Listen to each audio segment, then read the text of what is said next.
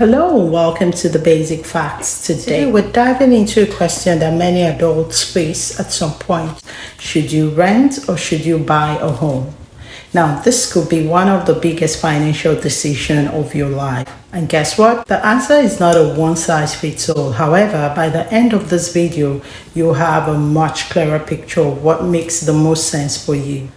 Let's start with the basics. Buying a home entails purchasing real estate, usually with a mortgage. You get ownership, you build equity, but you're also on the hook for taxes, for repairs, and for maintenance.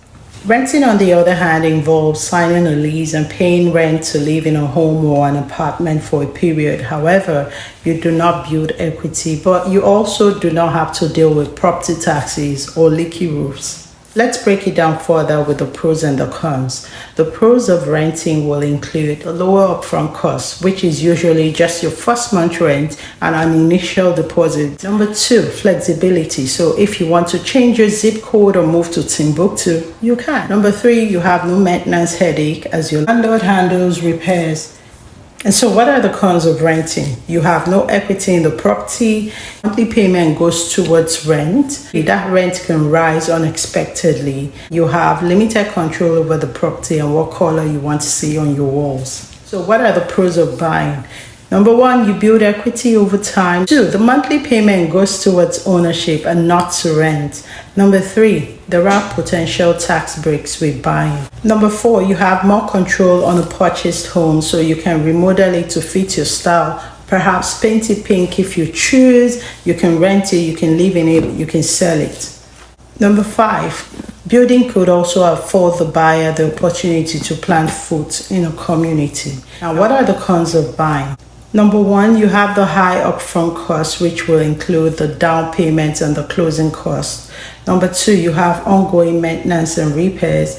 Number three, you have less flexibility to move around. Number four, you have the market risk. And yes, home value can go down. Now, here's the truth bomb. Buying a home is not necessarily the smartest financial move, especially in the present day market. Let me explain. To make it abundantly clear, there are a plethora of reasons to own a home. However, financial benefit does not currently become one. And you may not just take my word for it, take the math. So let's do it. Let's go back just 20 years to compare year 2005 versus year 2025 home prices.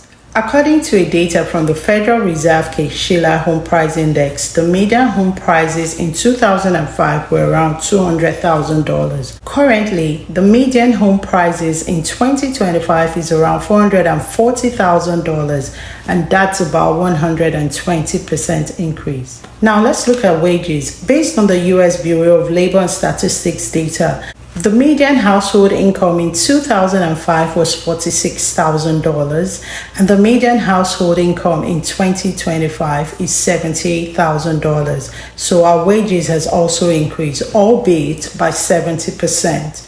Now, while wages and home prices have risen, home prices have outpaced wage growth by a wide margin, making ownership less affordable for the average person today. In other words, while it may have been affordable to own a home 20 years ago, it is a financial stretch now and might be cheaper to rent in present day. Let's put this in perspective with an example. Two friends from college, we'll call them Mary and Jane.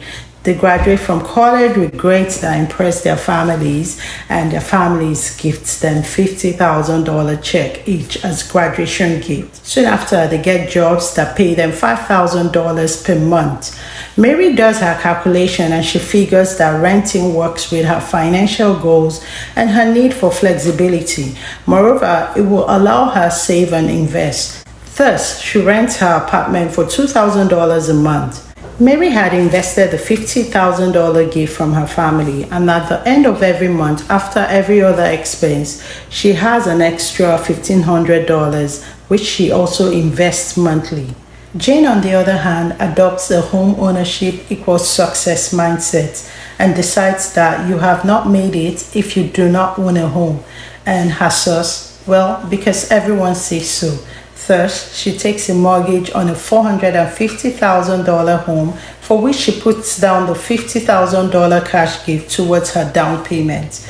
Her mortgage, her maintenance, and her HOA totals $3,500 a month. After every monthly expenses, Jane is house rich and cash poor with no money to save or invest. But well, she has equity in her home. 30 years later, Mary and Jane both decide to retire. Mary's investment has grown in compounded interest to $3.7 million, and Jane's home, it's about $700,000. This is a clear example that buying a home isn't always the wealth builder that we assume it is, especially if it leaves you broke every month. So one way to figure out which option is smarter is by using the price to rent ratio formula, and here's how to crunch the numbers. Take the price of the home you were considering and then you divide it by the annual cost to rent a similar place. And the formula is this: the home price divided by the monthly rent times 12. If the result is 15 or less, buying may be a better deal. If it is 16 to 20, it's a toss-up. Other factors like location and job stability will come into play.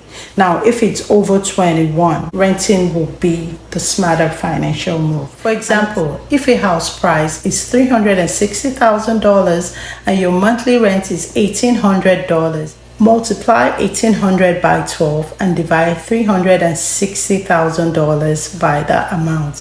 This gives us 16.7, which is in the gray area. And so it's time to look beyond the maths to other factors like your lifestyle and your goals to determine if you'd rather rent or buy. There is no one size fits all to the rent versus buy question. So if you crave flexibility, you have an unstable job, you're not sure where you want to live long term, or you're just not ready, then renting is a valid option. But if you're ready to put down roots, stay put, build equity, buying could work better. Your lifestyle and goals matter just as much as the numbers. Don't be pressured to buy because everyone is. Do what works for you. Run the numbers, count the costs, weigh the pros and the cons, weigh all options, and then you decide what suits your purpose. And when in doubt, don't be afraid to talk to a financial expert or your local real estate pros to get the actual numbers to work with. Now, the key takeaway is your lifestyle goals matter just as much as the numbers.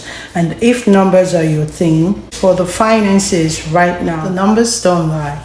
So are you team rent or team buy? Drop your thoughts in the comment. I'd love to hear your perspective. And if you found this video helpful, give it a like, share it with a friend, and subscribe to The Basic Fact for more smart breakdowns like this. See you next time. Bye guys.